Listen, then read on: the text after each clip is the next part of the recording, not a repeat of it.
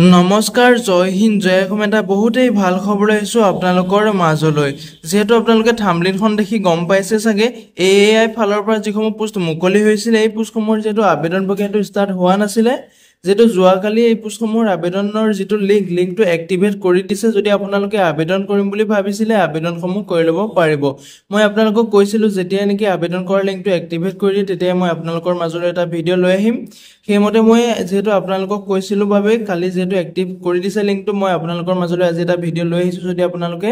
আবেদন কৰিম বুলি ভাবিছে আবেদনসমূহ কৰি ল'ব পাৰিব যেহেতু এআই ৰিক্ৰুটমেন্ট 2025 ৰ ফালৰ পৰা 976টা জুনিয়ৰ এক্সিকিউটিভ পোষ্ট মুকলি হৈছে এই পোষ্টসমূহত যেহেতু আবেদন কৰিব বিচাৰিলে আপোনালোকে অনলাইন মাধ্যমেৰে আবেদন কৰিব পাৰিব লিংকটো অলৰেডি এক্টিভেট কৰি দিয়া হৈছে ভিডিও ডেসক্ৰিপচনতে মই লিংকটো দিছো তাতে গৈ আপুনি আবেদনসমূহ কৰি ল'ব পাৰিব ইয়াতে এয়াৰপোৰ্ট অথৰিটি অফ ইণ্ডিয়া যেটো এআই ফালৰ পৰা পোষ্ট মুকলি হৈছে পোষ্টসমূহৰ আপোনাৰ লাষ্ট ডেটটো আছে 27/9/2025 যেহেতু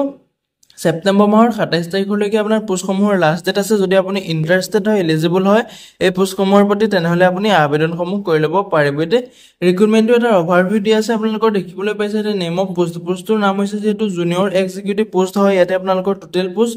976টা পোষ্ট দেখিবলৈ পাব ডিসিপ্লিন হৈছে আপোনালোকৰ ভ্যাকেন্সিসমূহ দিয়া আছিল যেটো আৰচিটি কাৰ্ড আছে তাতে আপোনাৰ 11টা পোষ্ট মুকলি হৈছিল যেটো ইঞ্জিনিয়াৰিং সিভিলত আছিল 199টা পোষ্ট মুকলি হৈছিল আৰু যেটো ইঞ্জিনিয়াৰিং ইলেক্ট্ৰিকেলত আছিল তাত 208টা পোষ্ট মুকলি হৈছে ইলেক্ট্ৰনিক্সত আপোনালোকৰ 527টা পোষ্ট মুকলি হৈছিল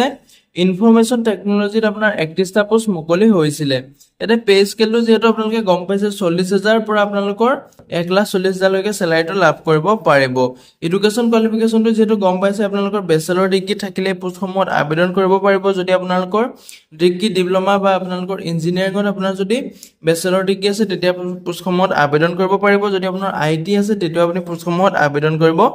পাৰিব এটা বয়সৰ সীমাটো দিয়া আছিল আপোনালোকৰ 27 বছৰ বয়সলৈকে যেহেতু ম্যাক্সিমাম আপোনালোকৰ 27 বছৰ বয়সলৈকে আবেদন কৰিব পাৰিব বুলি কৈছিলে 18 বছৰ বয়সৰ পৰা 27 বছৰ বয়সলৈকে আপোনাৰ বয়সৰ সীমাটো দিয়া আছিল লগতে আপোনাৰ এজ ইলেকশনসমূহ দিয়া আছিল যিসকল ওবিসি এনসিএলৰ হয় তেওঁলোকে 30 বছৰ বয়সলৈকে আবেদন কৰিব পাৰিব আৰু যিসকল এসসি হয় তেওঁলোকে এসসি আৰু এসটি হয় তেওঁলোকে 32 বছৰ বয়সলৈকে আবেদন কৰিব পাৰিব লগতে আৰু যিসকল পিডব্লিউডিৰ ক্যান্ডিডেট হয় তেওঁলোকে 37 বছৰ বয়সলৈকে পোষ্টসমূহত আবেদন কৰিব পাৰিব এপ্লিকেশন ফিছটোৰ ক্ষেত্ৰত ক'বলৈ গলে ইয়াতে এসসি এসটি ফিমেল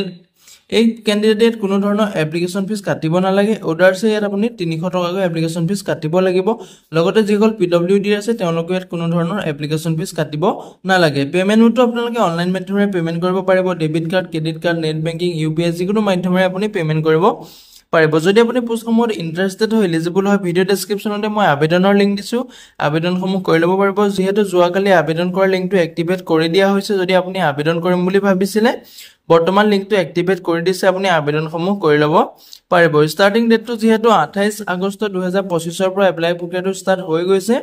লাষ্ট ডেটটো আছে আপোনাৰ 27 ছেপ্টেম্বৰ লৈকে লাষ্ট ডেট আছে যদি আপুনি আবেদন কৰিব বিচাৰে আবেদন কৰি ল'ব পাৰিব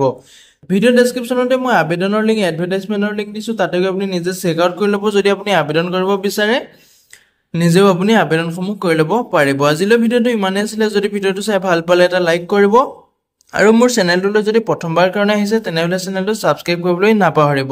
এনে ধৰণৰ জবৰ আপডেটসমূহ পাই থাকিবলৈ হলে মোৰ চেনেলটো সাবস্ক্ৰাইব কৰি বেল আইকনটো অন কৰি থব যাতে সকলোতকৈ আগতীয়াকৈ আপোনালৈ নটিফিকেশন যায় লগতে ভিডিও ডেসক্ৰিপচনত মই WhatsApp চেনেলৰ লিংক দিছো তাতো গৈ আপোনালোকে WhatsApp চেনেলটো ফলো কৰি থব যাতে প্ৰতিদিনে জবৰ আপডেটসমূহ সকলোতকৈ আগতীয়াকৈ পাই থাকিব পাৰে